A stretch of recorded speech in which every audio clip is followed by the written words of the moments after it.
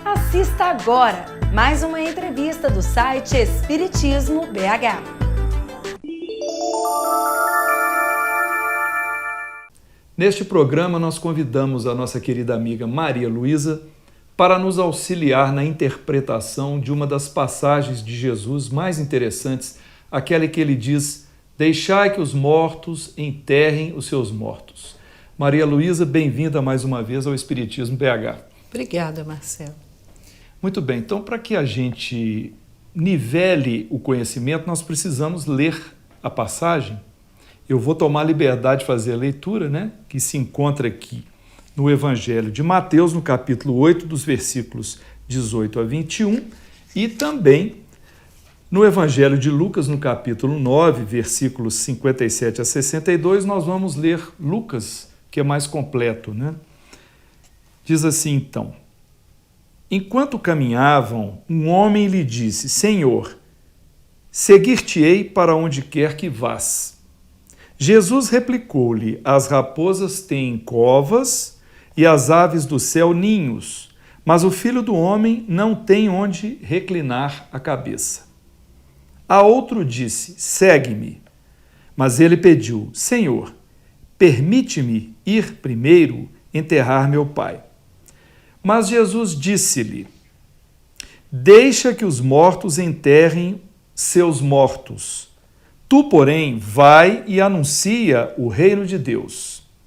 Um outro ainda lhe falou: Senhor, seguir-te-ei, mas permite primeiro que me despeça dos que estão em casa. Mas Jesus disse-lhe: aquele que põe a mão no arado e olha para trás não é apto para o reino de Deus. Maria Luísa, é muito complicado a gente fazer interpretação de passagens como esta? Bastante complicado. Porque nós vivemos uma realidade diferente da realidade daquela época, com usos e costumes específicos, com uma língua, a princípio, o aramaico, com uma pobreza de vocabulário muito grande. Depois estes textos vertidos para o grego, posteriormente para o latim. Então, há algumas passagens cujos conhecimentos históricos que se associam a elas são absolutamente necessários para que nós possamos compreender o real significado das palavras de Jesus. Nós percebemos que um a Jesus se oferece para segui-lo, enquanto o outro é convidado pelo mestre. Isso tem algum significado? Tem.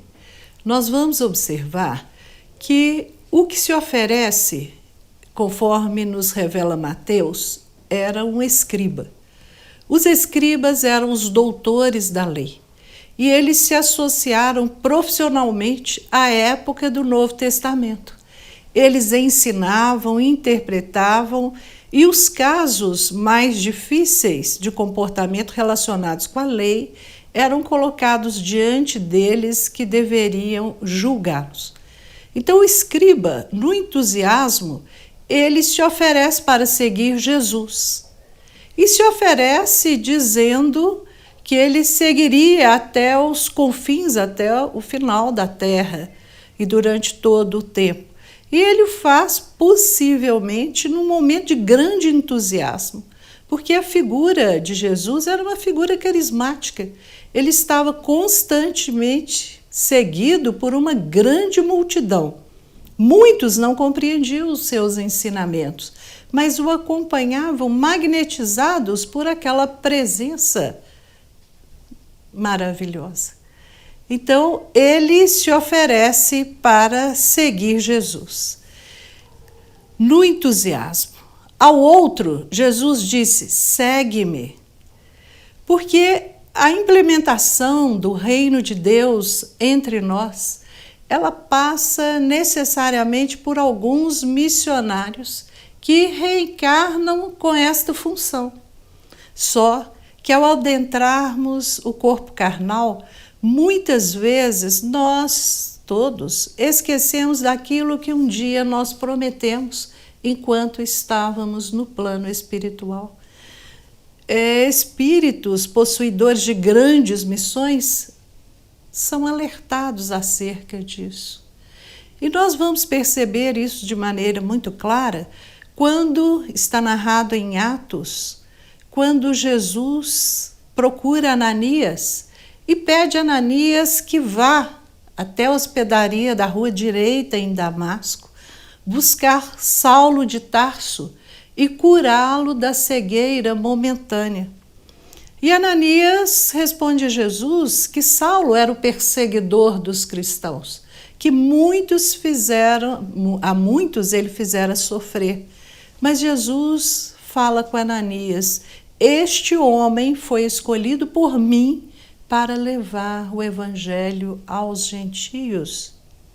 É interessante nós analisarmos isto. Há alguns que reencarnam com a missão de estabelecer o reino dos céus, através dos exemplos, através dos ensinamentos, né? Então, a um Jesus convida: segue-me. Ele convida também aqueles homens simples da Galileia para segui-lo, sendo eles os seus discípulos.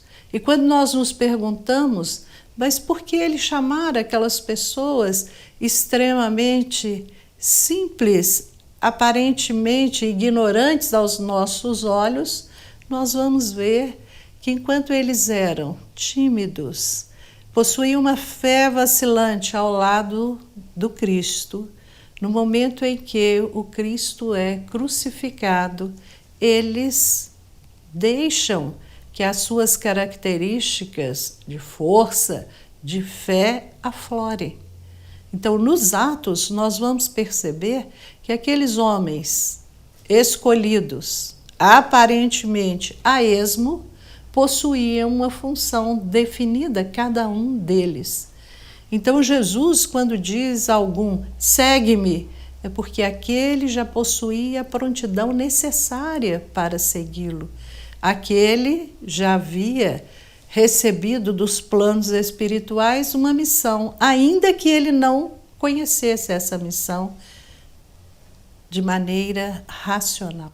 Isso também nos dá um alerta para aquela advertência de Jesus: não julgueis, porque você citou um exemplo muito feliz do caso do Ananias com relação ao Saulo, que era um anticristão, perseguidor de cristãos, ou seja, Jesus conhecia o potencial de Saulo. E talvez nós, terrenos, jamais poderíamos imaginar que aquele Saulo ia se transformar no que ele se transformou. Então, as palavras de Jesus para Ananias têm uma grande sabedoria, né, de extrair o potencial das pessoas. Exatamente, ele via além das aparências, né? E nós, infelizmente, muitas vezes julgamos apenas as aparências, né? Muito bem, o Filho do Homem não tem onde reclinar a cabeça. O que quis Jesus dizer com essa afirmação? A imagem é muito forte, porque ele nos diz: enquanto as raposas têm o seu covil, as aves do céu têm os seus ninhos, o Filho do Homem não tem uma pedra de sua onde recostar a cabeça. É um ensinamento profundo para nós. Ele vai nos mostrar que nós somos participantes, nós possuímos uma realidade, mas esta realidade é composta por dois aspectos: o aspecto espiritual e o aspecto material.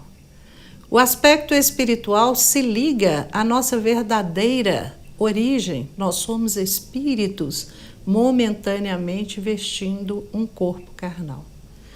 E ele diz que o reino dos céus, né, o reino de Deus, não precisa ou não vem com aparências exteriores. Então nós não precisamos possuir bens amoedados. Não que haja uma crítica à fortuna, à riqueza. A doutrina dos espíritos nos diz que a riqueza em si é neutra. Ela tanto pode levar a quedas profundas, como pode produzir um grande bem. É através do dinheiro que o bom samaritano socorre aquele homem caído na estrada. Porque para o primeiro socorro, ele não precisava possuir recursos financeiros, mas para deixá-lo numa estalagem era necessário possuí-lo. E nós vamos observar que a fortuna, ela é abençoada quando ela produz o bem, ela produz as grandes pesquisas, patrocina os grandes artistas. Então a fortuna, a riqueza, ela é abençoada porque ela pode produzir bons frutos, mas ela pode levar a quedas e a grandes equívocos. E quando Jesus, o espírito mais importante que já veio ao nosso planeta, segundo a questão 625 do Livro dos Espíritos, renasce ou nasce numa manjedoura, ele nos ensina isso. Porque a influência dele no planeta é tão grande que a história da humanidade se divide em antes e depois do Cristo. E para isso ele não despendeu de um único dracma. Foi a sua personalidade, foram as suas palavras, foi sobretudo a sua exemplificação. Então ele nos mostra que o aspecto espiritual não se prende ao aspecto financeiro. Agora, seria maravilhoso se o aspecto financeiro se prendesse aos aspectos espirituais. Se colocasse o dinheiro, a fortuna, a bem das coisas espirituais. Mas nós vamos ver que ele, ao fazer essa afirmativa, ele, em outro momento, ele vai enfatizar este aspecto. Quando ele diz aos seus discípulos: ide, curai os doentes, limpai os leprosos, ressuscitai os mortos, expulsai os demônios, de graça recebeste, de graça dai.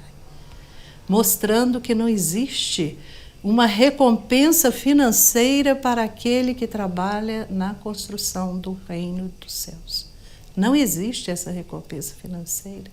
A doutrina dos espíritos não aceita o profissionalismo religioso. Então, o Cristo não possuía uma pedra de sua para recostar a cabeça. Os escribas e os fariseus, eles viviam da sua fé.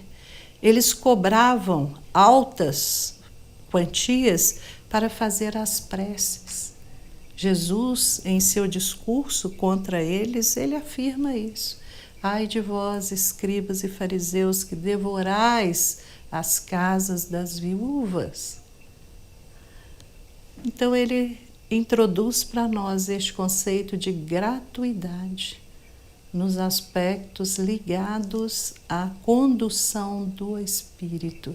De graça recebeste, de graça dai. O que foi convidado diretamente com o segue-me retrucou Jesus com um pedido para enterrar o seu pai. Como interpretar essa solicitação?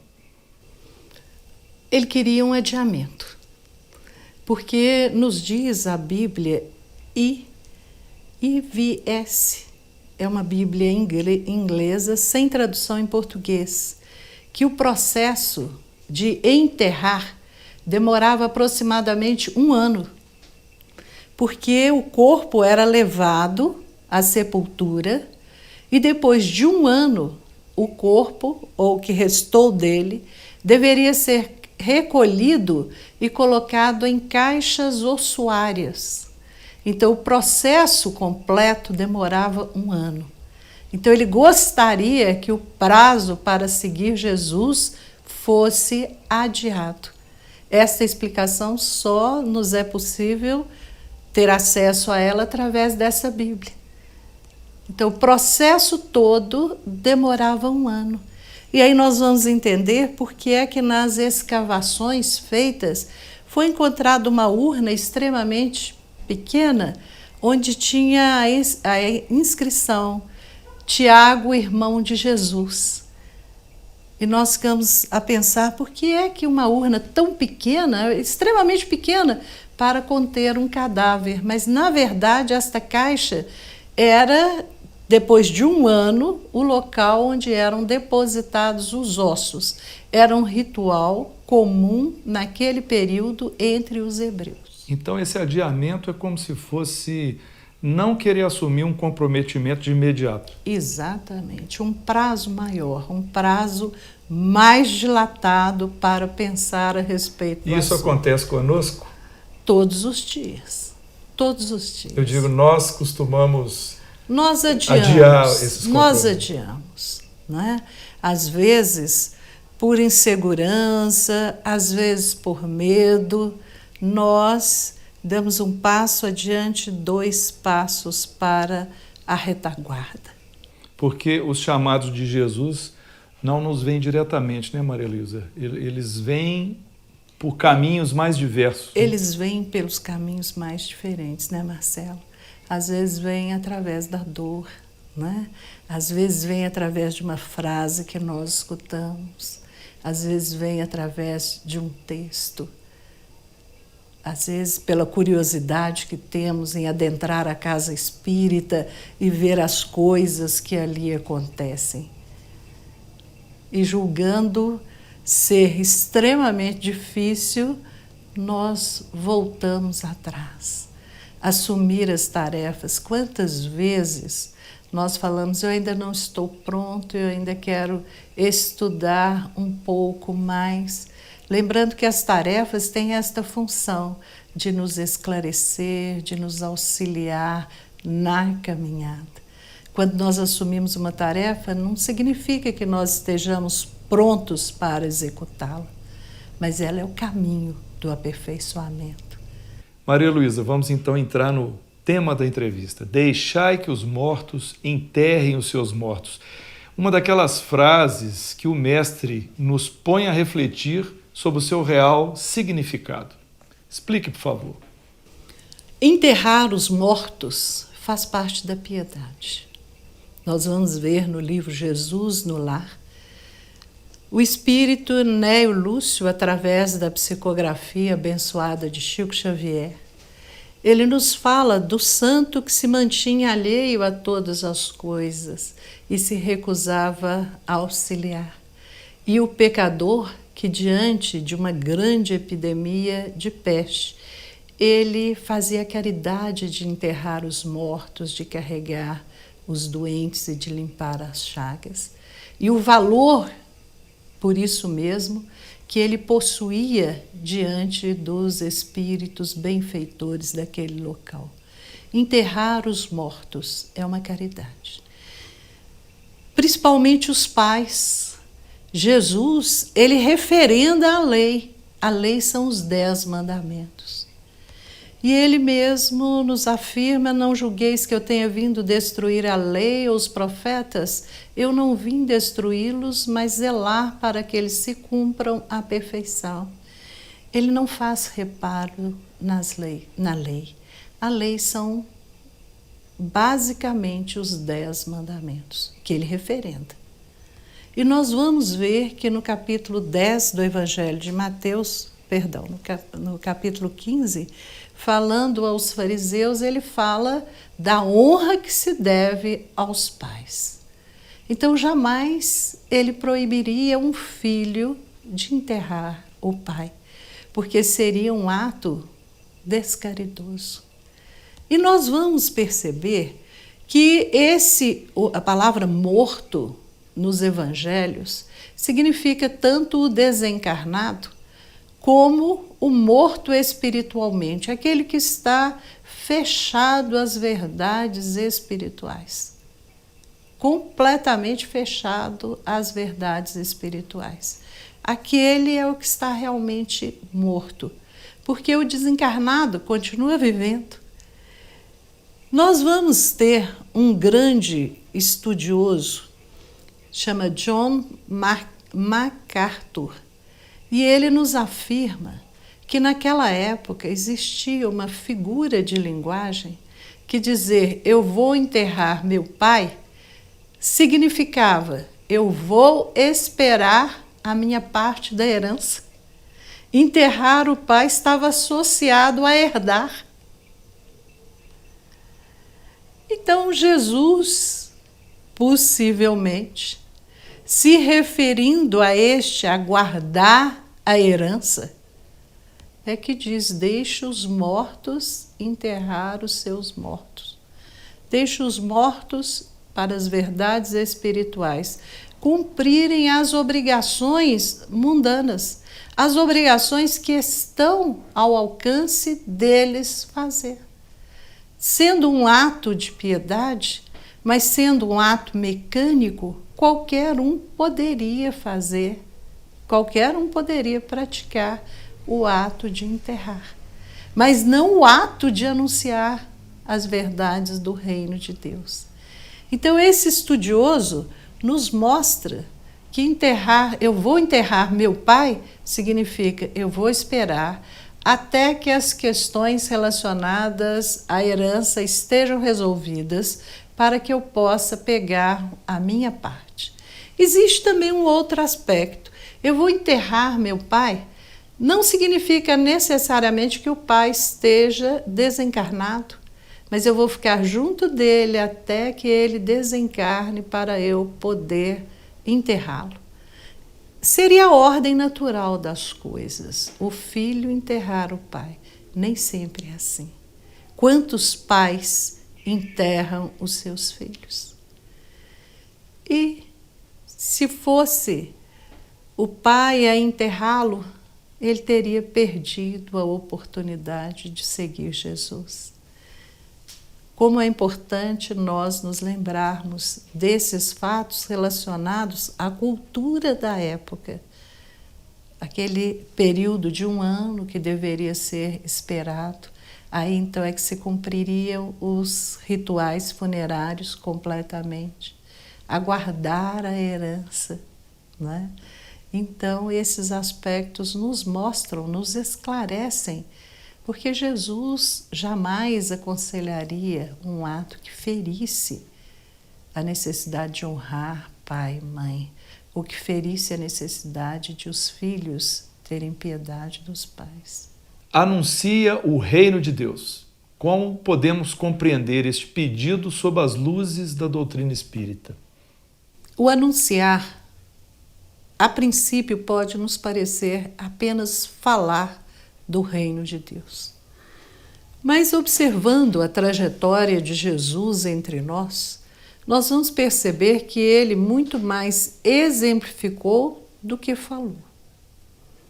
A respeito da oração, ele nos fala no Sermão da Montanha tudo o que nós precisamos saber a respeito da oração. Mas em todos os momentos em que ele esteve aqui, ele orou. Mas ele não chamava atenção para o fato de estar orando. Ele simplesmente orava, nos mostrando através da exemplificação que nós precisamos ter esta ligação com os planos espirituais superiores. O espírito mais evoluído que já veio ao nosso planeta constantemente estava orando. Anunciar muito mais através dos exemplos, porque o reino de Deus é a associação do reino dos céus com o reino material que nós vivemos aqui. Meu reino ainda não é deste mundo. Aqui ainda não se vivencia o reino de Deus. Nós vamos observar nos evangelhos, quando Jesus nos fala das parábolas do reino, que ele nos mostra que a construção deste reino de Deus requer de nós um esforço muito grande. E ele usa a força da figura da semente plantada no seio da terra, que ela vai crescendo. Ele fala do homem que encontra um tesouro, daquele que encontra uma pérola, e se dispõe de todos os seus bens, porque eles vendem o que têm para adquirir aqueles elementos. E ele vai também nos dizer daquele que semeia. Então, o reino dos céus é um aspecto ligado à paz interior. Ele nos diz, o reino dos céus não está aqui, não está acolá, mas está no interior de cada um de vós, nos mostrando o reino dos céus como um estado de felicidade, um estado de paz e de harmonia. Agora, o reino de Deus seria o desfrutar deste reino dos céus, na própria realidade em que nós somos chamados a viver. Dentro desta realidade que nós somos chamados a viver. E nos fala da obrigação de cada um de nós trabalhar na construção deste reino. Porque a ida até o reino, ou a construção, o estabelecimento deste reino, no meio de cada um de nós, depende de cada pessoa. Não se constrói o reino de Deus de forma aleatória, de forma exclusivista. Nós vamos ver que os bons espíritos, os espíritos mentores, eles são espíritos que convidam a todos nós a trabalhar junto deles, fazendo com que a realidade em que nós vivemos seja uma realidade melhor, uma realidade mais justa. E a entrada para esse reino de Deus, né? Entrar para esse reino de Deus, ela vai exigir de nós o trabalho da semente, que é depositada na terra. Ali ela permanece na solidão, ela passa pela dor da solidão, pela dor do florescer, e ela dissolve-se e se transforma numa árvore cheia de frutos. Assim também acontece com todos nós que queremos anunciar este reino de Deus, porque as palavras muitas vezes não são audíveis. Há um pensamento que nos afirma da seguinte maneira, é um pensamento aparentemente contraditório, e eu já ouvi várias vezes. O que você é grita tanto em meus ouvidos que eu não consigo ouvir o que você diz. Então o reino, o anunciar o reino de Deus, não é um anúncio por palavras, mas é um anúncio por atitudes. É o anúncio através das obras que nós fazemos. É o atuar positivamente na realidade, é ser um bom modelo para aqueles que estão juntos de nós. É este o anúncio. Segundo a doutrina dos espíritos, é a transformação moral pela qual todos nós devemos passar. E essa transformação moral, ela inspira outras pessoas. Quantas pessoas, mesmo fora da doutrina dos espíritos, se emocionam com as atitudes de Chico Xavier, com o seu desprendimento, com a sua doçura, com as suas palavras altamente consoladoras. E quantas pessoas olhando para ele, vendo que apesar de todas as dificuldades, o sorriso não abandonava o seu rosto, mesmo sofrendo de dores atrozes, mesmo padecendo de açoites morais, aquela paz no semblante, o sorriso nos lábios, profundamente inspiradores para todos nós. O anúncio não é feito por palavras, o anúncio é sobretudo feito por atitudes, não é? Vejam a transformação, vejam a alegria, a paz, a harmonia que nós já conseguimos desfrutar em alguns aspectos. Este será o grande anúncio. Estas ações falarão por nós muito mais do que aquelas palavras que conseguimos articular. Maria Luísa, ninguém que olhe para trás depois de ter posto a mão no arado é apto para o reino de Deus. O que significa isso? Esta figura é uma daquelas figuras plasticamente perfeitas que Jesus utiliza. Ele falava para agricultores. Mas todos nós, no mundo atual, conseguimos pensar num homem puxando um arado. O arado fazia sulcos na terra. E se aquele que estivesse conduzindo o arado olhasse para trás, o sulco não seria reto. Um sulco se interporia ao outro e ele perderia o direcionamento e poderia fazer círculos sobre si mesmo. É uma figura forte, plasticamente forte. E significa, o que ela traz para nós? Puxar o arado é estar trabalhando para a construção do reino de Deus, em favor de nós mesmos. Porque André Luiz nos diz que quando se acende um fósforo, o primeiro a ser iluminado é aquele que o acendeu. Então esta construção é em favor de nós mesmos, mas é seguir adiante e não olhar para trás. Há uma reflexão para nós que está em Gênesis, relacionado a Ló e a sua esposa.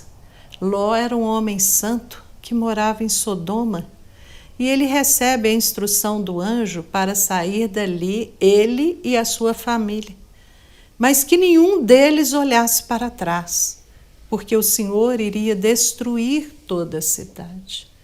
E a mulher de Ló não se furta a curiosidade e olha para trás. Imediatamente ela se transforma numa estátua de sal.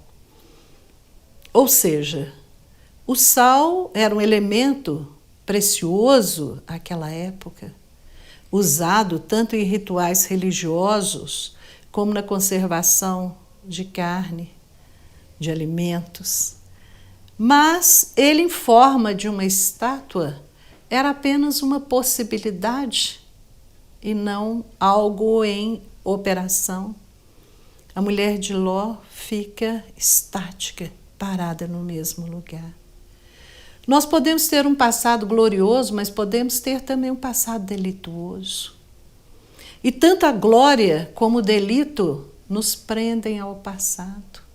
Mas o tempo presente é a nossa matéria, o presente precioso é o tempo onde nós podemos agir. É daqui para frente. Jesus, no seu evangelho de amor, no momento em que ele curava, ele dizia: vá, tua fé te salvou. Mas, em alguns momentos, ele dizia: não tornes a pecar para que algo pior não te aconteça, mostrando que a pessoa deveria mudar a sua conduta sem ficar presa ao passado. E aí nós vamos lembrar do grande, agora já Paulo de Tarso, na carta aos Filipenses, quando ele nos fala que do seu passado aparentemente glorioso, e era glorioso aos olhos do mundo, quando ele afirma para todos nós que fora circuncidado ao 8º dia, hebreu, filho de hebreus, da tribo de Benjamim, quanto ao zelo, perseguidor de cristãos, quanto à justiça legal, irrepreensível. Mas tudo isso que ele considerava vantagens antes de seguir o Cristo, agora ele considerava perdas.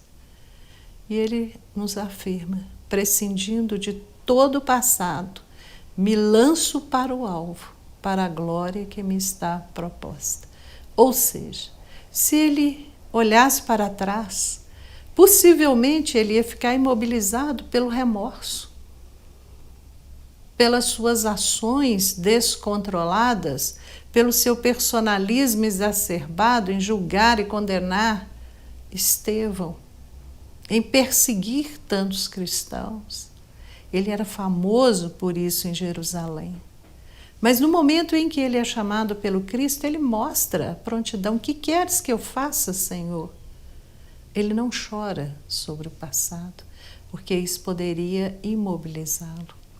Lembrar o passado, o véu do esquecimento com o qual todos nós somos beneficiados ao reencarnar. Porque o passado, nos mostrando que o passado de nada nos adianta. Nós não podemos ficar presos a ele. É por isso que há essa aparente ruptura entre as reencarnações pretéritas e a reencarnação atual, apesar de não haver. mas nós não conseguimos nos lembrar, mostrando que o presente é o nosso material de evolução. Então essa é uma mensagem altamente consoladora, que Jesus promete o reino e nos orienta a não nos preocuparmos com os erros que nós já cometemos, que é para a gente construir esse reino em nós, olhando da agora para frente, é isso? É isso. Emmanuel, no livro Encontro Marcado, no capítulo 6, que tem por título Adivinhações, ele nos fala que nós não devemos buscar alguém que possa predizer o nosso futuro, até porque a lei de causa e efeito, ela está sendo reconstruída dia a dia. Então nós podemos modificar a nossa disposição, podemos construir um futuro diferente através das nossas ações no presente. Então, estaria errado admitir que esses erros do passado são os mortos que a gente agora precisa enterrar? De forma alguma. Como sempre, a sua interpretação é boa. Os mortos do passado, né? Aquilo que não nos leva a nada, não constrói nada em nossa vida. Porque o passado muitas vezes nos chama, não é? Quando Moisés escreve para nós que o homem reine sobre os répteis, sobre as feras, ele se referia ao passado nosso. Quando nós chegamos à condição de espíritos hominais, nós devemos reinar sobre as feras que um dia nós fomos. Não é isso? E que ainda possuímos, né? E que possuímos em estado de latência. Os instintos, né? Animalescos que às vezes surgem em nós. Que muitas vezes podem aflorar em situações extremas na nossa vida. Né? Então é interessante colocarmos a mão no arado e não olharmos para trás, seguirmos adiante, sem adiar, sem usarmos pretextos da realidade material para adiarmos a nossa evolução espiritual. Não podemos, de maneira nenhuma, usar elementos do mundo material como desculpa para adiarmos uma felicidade que nos está prometida, né? No reino dos céus, onde nós teremos a conquista da terra realmente prometida, segundo nos explica Gamaliel no livro Paulo Estevam, né? A terra prometida é a terra do nosso próprio coração. E essa terra é a terra mais difícil de tomar posse dela. O homem viaja, o homem desvenda as florestas, o fundo do mar, mas a viagem mais difícil é aquela que nós empreendemos, as terras do nosso próprio coração. Então, quando o convite do Cristo, segue-me, é o convite feito a todos nós, 2000 anos depois do Evangelho, né? Quantas vezes já tivemos conhecimento do Evangelho? Quantas vezes já lemos, já ouvimos? Agora está na hora de começarmos a viver. Que é a verdade, nós sabemos. Que é o caminho, temos certeza. Agora, quando é que emocionalmente vamos trazer esse Evangelho para a nossa vida? Sem adiar, sem olhar para trás. Bom, Maria Luísa, particularmente eu adoro interpretações evangélicas e apreciamos demais a sua colaboração, a sua participação.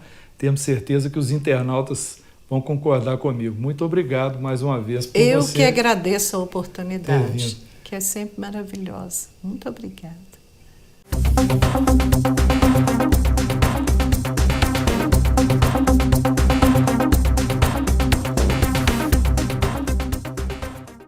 Esperamos que você tenha gostado deste vídeo.